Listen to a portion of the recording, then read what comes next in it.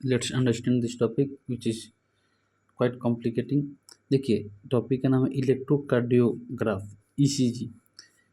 ये क्या बताता है? ये जो ग्राफ है ये हार्ट बीट के इम्पल्स को रिप्रेजेंट करने का ग्राफ है। इसमें क्या होता है कि ये जो ऐसा ग्राफ बना है, एक्चुअली इस ग्राफ को हम लोग बोलते हैं इलेक्ट्रोकार्डियोग्राम। और जिस मशीन से इस ग्राफ को बनाया जाता है, जिस मशीन पे ग्राफ दिखता है, उसे बोलते हैं इलेक्ट्रोकार्डियोग्राफ। मशीन के नाम में ग्राफ आता है और ये जो ग्राफ बना है इसको हम लोग ग्राम बोलते हैं। ये चीज़ ध्यान रखना है, ठीक है। ग्राम जो ये ग्राफ है और जिस मशीन पे देखा ये ऑब्जर्व करते हैं उसे बोलता है ग्राफ। अब देखिए, ये जो ग्राफ है इसको हम पहले अच्छे से समझते हैं। तो ये जो ग्राफ एक्चुअली रिप्रेजेंट क्या करता है? ये रिप्रेजेंट करता है हमारे हार्ट बीट। तो ये जो ग्राफ है इसमें कोई वेंट्रिकल सिस्टोल कर रहा है या आर्टियल सिस्टोल या डायस्टोल, वो सब रिप्रेजेंट नहीं करता है। ये रिप्रेजेंट करता है कंडक्शन ऑफ इम्पल्स को, जिसके कारण हार्ट या तो कंट्रैक्ट या तो रिलैक्स करता है। तो देखिए, तो पहला हम देखेंगे, जैसे अभी हमारे हार्ट के पास 4 चैम्बर होता है ना, तो 4 चैम्बर में हमारे हार्ट के पास नोट्स होते हैं। जैसे सबसे ऊपर नोट्स होता है, जैसे मैं दिखा दूँ। देखिए, जैसे ये हमारा हार्ट हो गया और हार्ट पर ये होता है नोड। एक होता है, ये चारों चैम्बर हो गया, 1 2 3 4, और ये हो गया नोड। ये हो गया एस ए नोड, ये हो गया एस ए नोड, ये हो गया ए वी नोड, और यहाँ पर क्या हो गया, जो ये बंडल ऑफ फीस, और फिर ये क्या हो गया, पुरकुंजे फाइबर्स। तो ये सब जो नोड्स है ये सब इम्पल्स को क्या करते हैं, प्रोड्यूस करते हैं। तो इनके कारण ये ग्राफ बनता है, ठीक है। तो समझते इसे, जैसे हमारा ये पहला जो पी वेव आता है ये कैसे आता है? तो पहला हार्ट का कंडक्शन कहाँ से स्टार्ट होता है?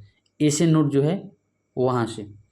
तो जो पी वेव होता है, पी वेव में जैसे ऐसे नोड हो गया, उसने क्या किया कि इम्पल्स दिया, तो उसके कारण पी वेव तो देखा हमने, जैसे कि आर्टिया के पास था, तो आर्ट्रिया में एट्रिया में क्या होता है कि डीपोलराइजेशन स्टार्ट हो जाता है, यानी उसमें इम्पल्स आने स्टार्ट हो जाते हैं, जिसके कारण ये हमें ग्राफ देखने को मिलता है उस इम्पल्स के कारण, ना कि उसके कंट्रैक्शन के कारण। जो इम्पल्स जो प्रोड्यूस होता है ना उसके कारण।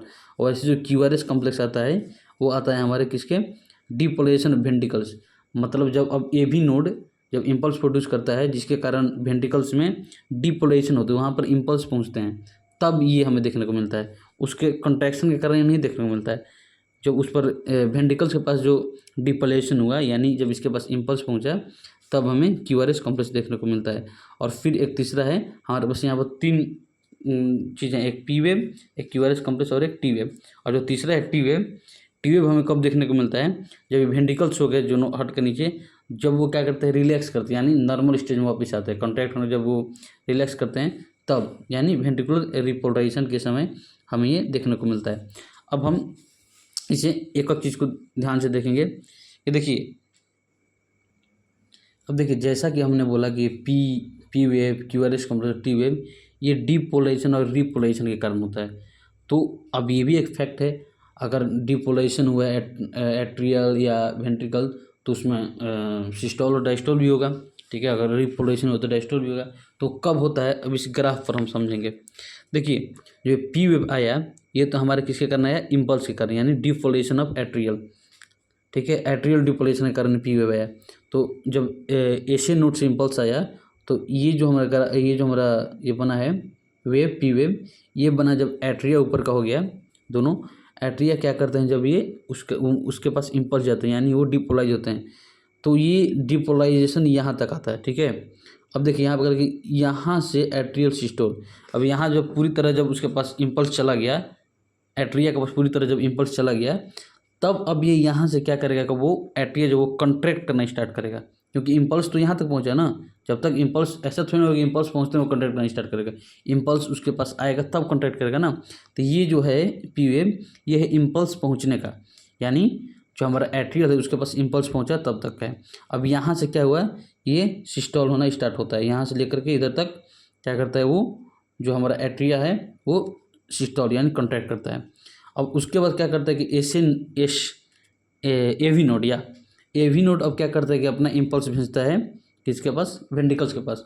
तो अब वेंट्रिकल का डिपोलेशन स्टार्ट होता है। तो ये जो क्यूआरएस कॉम्प्लेक्स है ये हमें वही बताता है कि क्या हो रहा है, यहाँ से ये सब क्या हो रहा है कि वेंट्रिकल्स में इम्पल्स पहुँच रहे हैं, यानी उसका डिपोलेशन हो रहा है।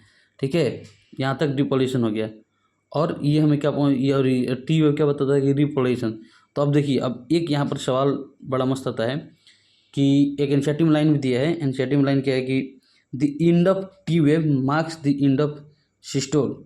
एंड ऑफ टी वेव तो यहाँ पर एंड हो रहा है, ये हमें बताता है कि सिस्टोल अब जाके ख़त्म हुआ है। तो देखिए ये कैसी क्यों ये लाइन लिखा है, इसको ज़रा हम अच्छे से समझेंगे।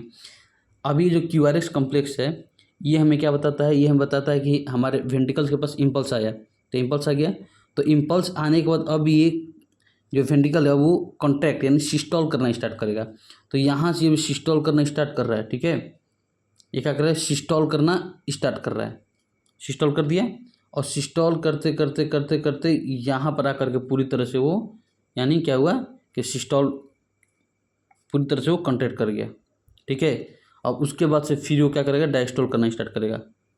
जो वेंट्रिकल है यहाँ तक आके पूरी तरह से सिस्टोल हो गया। ठीक है, अब इसके आगे से वो क्या करेगा कि कॉन्ट्रैक्ट करना नहीं, सिस्टोल हो गया तो क्या डायस्टोल करना स्टार्ट करेगा। लेकिन एक और पॉइंट कन्फ्यूजन यहाँ पर ये था कि फिर बीच में टी वेव कहाँ से आ गया। तो टी वेव तो वहाँ पर वो वेंट्रिकल्स का रिपोलेशन बताता है।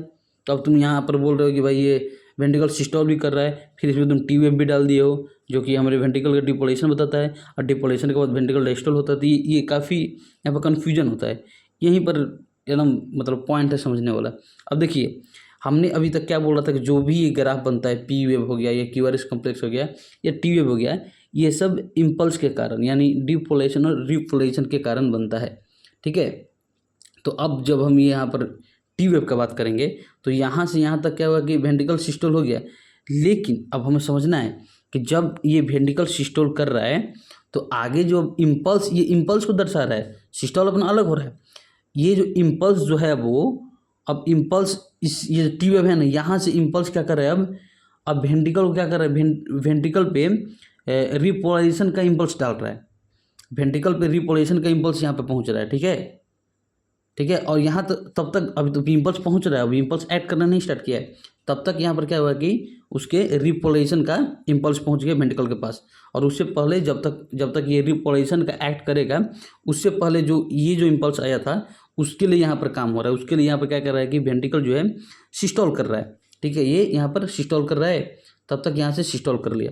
अब यहाँ से क्या करेगा, जब अब सिस्टोल भी कर लिया, सिस्टोल से पहले क्या हुआ कि रिपोलेशन का इम्पल्स आ गया वेंट्रिकल के पास। ये दर्शा रहा है रिपोलेशन का इम्पल्स आ गया वेंट्रिकल के पास। जब ये आ गया तब अब यहाँ से अब ये इम्पल्स काम करना शुरू कर देगा। कौन है ये, रिपोलेशन का पास। तो यहाँ से क्या करेगा, वेंट्रिकल अब सिस्टोल करना स्टार्ट करेगा। देखिए अब यहाँ से वेंट्रिकल सिस्टोल करेगा इस पॉइंट से। ठीक है, तो अब ये भी पूछ देगा कि हमारे पास ये वेंट्रिकल सिस्टोल, तो हमारा डव साउंड कब आता है।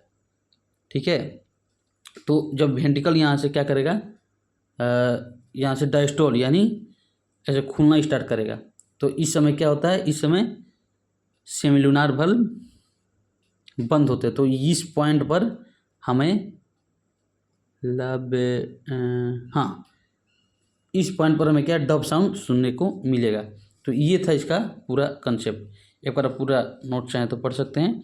जैसे ग्राफिकल रिप्रेजेंटेशन ऑफ इलेक्ट्रोकार्डियोग्राफी, ये इलेक्ट्रोकार्डियोग्राफ बना दिया ग्राफिकल रिप्रेजेंटेशन, और जो मशीन यूज होता है उसको बोलते हैं इलेक्ट्रोकार्डियोग्राफ। ठीक है, और नॉर्मल ईसीजी है, नॉर्मल ईसीजी को तीन वेव होते हैं।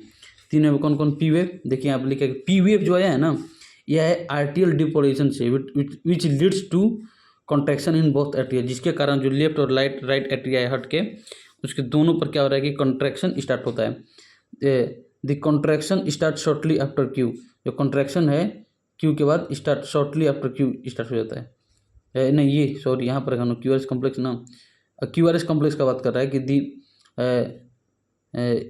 It represents. अब ये क्यूआरएस कॉम्प्लेक्स है जो ये क्या कर रहा है कि डिपोलेशन ऑफ वेंट्रिकल्स, डिपोलेशन को बता रहा है, कॉन्ट्रैक्शन को नहीं, विच इनिशिएट वेंट्रिकल सिस्टोल, जो कि इस इम्पल्स के कारण वेंट्रिकल में सिस्टोल होना स्टार्ट हो जाता है। और इसका जो क्यू के बाद धीरे धीरे ये वेंट्रिकल क्या करना है, सिस्टोल करना स्टार्ट करता है, जो कि चलते चलते चलते जाके टी वेव के एंड पर जा करके इसका सिस्टोल होना खत्म होता है। ठीक है। QRS complex represent of pulse bye counting the number of QRS complex you can determine the heart rate. सही बात है, जितने बार और पल्स को बताता तो उसको काउंट करके हम बता सकते हैं। टी वेव क्या बता रहा है, वेंट्रिकल रिपोलराइजेशन का। तो T wave represents return of ventricle from excited to normal state. अब जो टी वेव है, टी वेव क्या रिप्रेजेंट कर रहा है, return of ventricles from excited to normal state. यानी जो टी वेव है हमारे पास, टी वेव ये क्या करेगा कि जैसे अभी तक हमारा क्या था कि T wave represents ventricles, return of ventricles from excited to normal state. Ventricle अब हमारा एक्साइटेड स्टेट में चला जाता है, यानी कॉन्टैक्ट हो गया था, तो टी वेव रिपोलराइजेशन का इंपल्स रहता है, यहाँ से अब नॉर्मल स्टेट आना स्टार्ट हो जाएगा। और यही जो पॉइंट है एनसीईआरटी का जो कन्फ्यूज करता है कि the end of T wave marks the end of systole, ये वाला पॉइंट ध्यान रखना था। Thank you. तो ये रहा हमारा टोटल ईसीजी का कंसेप्ट, जो कि यहाँ पर ये जो कंफ्यूज करता है ये वाला पॉइंट, इसको काफ़ी अच्छे से एक्सप्लेन किया गया है। सो समझे, लाइक करें।